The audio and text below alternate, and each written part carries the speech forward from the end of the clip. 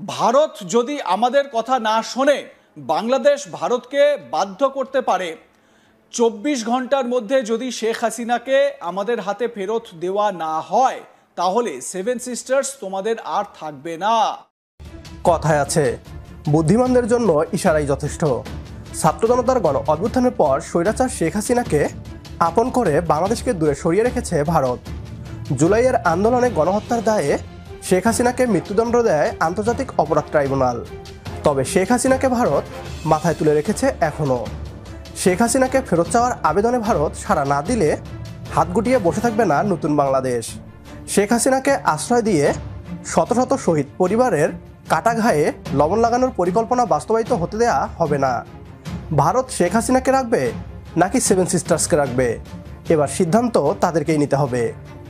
বাংলাদেশকে নিয়ন্ত্রণ করার লোভে ভারত সেভেন সিস্টার্স হারাবে কিনা সেটাই এখন দেখার বিষয়।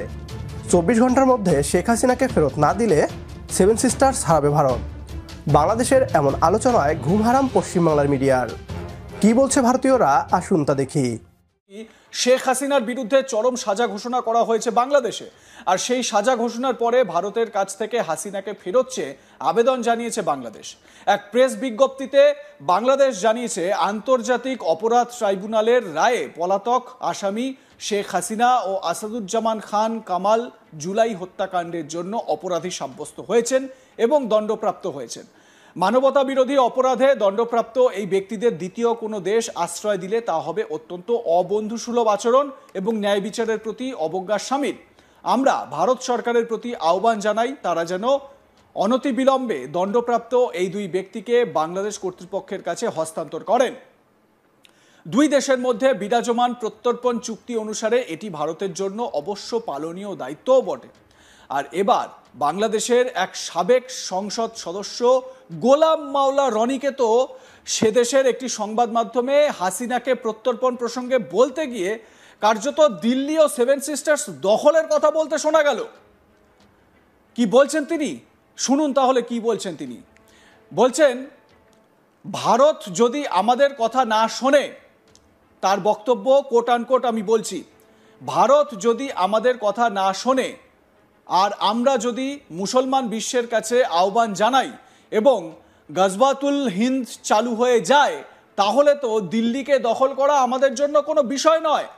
বাংলাদেশ ভারতকে বাধ্য করতে পারে ২৪ ঘন্টার মধ্যে যদি শেখ হাসিনাকে আমাদের হাতে ফেরত দেওয়া না হয়, তাহলে সেভেন সিস্টার্স তোমাদের আর থাকবে না। গোলাম মাওলা রনি একেবারে হুমকির সুরে এই বার্তা দেওয়ার চেষ্টা করছেন। কি বলছেন গোলাম মাওলা রনি? বলছেন, ভারত যদি আমাদের কথা না শোনে আর আমরা যদি মুসলমান বিশ্বের কাছে আহ্বান জানাই এবং গজওয়াতুল হিন্দ চালু হয়ে যায়, তাহলে তো দিল্লিকে দখল করা আমাদের জন্য কোনো বিষয় নয়। বাংলাদেশ ভারতকে বাধ্য করতে পারে ২৪ ঘন্টার মধ্যে যদি শেখ হাসিনাকে আমাদের হাতে ফেরত দেওয়া না হয়, তাহলে সেভেন সিস্টার্স তোমাদের আর থাকবে না। শুনলেন তো বাংলাদেশের প্রাক্তন সংসদ সদস্য গোলাম মাওলা রনির এই দায়িত্বজ্ঞানহীন, কাণ্ডজ্ঞানহীন বক্তব্য। এই বক্তব্য প্রকাশ্যে আসতেই বিভিন্ন মহলে প্রশ্ন উঠতে শুরু করেছে, ওই ব্যক্তির কি মাথা খারাপ? না হলে এমন ভিত্তিহীন কথা বলবেনই বা কেন? এই কথা শুনে তো রীতিমতো হাসির রোল উঠেছে বিভিন্ন মহলে। হাসিনার বিরুদ্ধে সাজা ঘোষণার পরে ভারত বিবৃতি দিয়ে জানায়, ঘনিষ্ঠ প্রতিবেশী হিসেবে ভারত বাংলাদেশের জনগণের সর্বোত্তম স্বার্থের প্রতি প্রতিশ্রুতিবদ্ধ, যার মধ্যে রয়েছে শান্তি, গণতন্ত্র, অন্তর্ভুক্তি এবং স্থিতিশীলতা। আমরা সর্বদা এই লক্ষ্যে সকল অংশীদারদের সঙ্গে গঠনমূলকভাবে যোগাযোগ করব। বাংলাদেশ সেভেন সিস্টার্সকে নিরাপত্তা প্রদান না করলে সেভেন সিস্টার্স দ্বিতীয় কাশ্মীরে পরিণত হতো। বাংলাদেশ সেভেন সিস্টার্সের জনগণের সমৃদ্ধি চিন্তা করে এতদিন এই গুরুদায়িত্ব পালন করে এসেছে।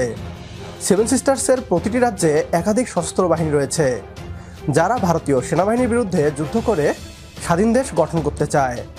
অতীতে তারা বাংলাদেশের মাটি ব্যবহার করে ভারতীয় সেনাবাহিনীকে টার্গেট করেছে। বর্তমানে বাংলাদেশ সেই সুযোগ দিচ্ছে না। আসামের মুখ্যমন্ত্রী হেমন্ত বিশ্ব শর্মা প্রায়ই বলে থাকেন, আমরা সেভেন সিস্টার্সবাসী শান্তিতে ঘুমাতে পারি বাংলাদেশের জন্য।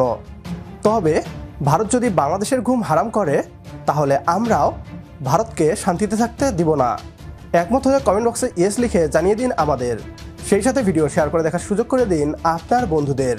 পরবর্তী ভিডিও দেখার আমন্ত্রণ জানিয়ে বিদায় নিচ্ছি আজ। আল্লাহ হাফেজ।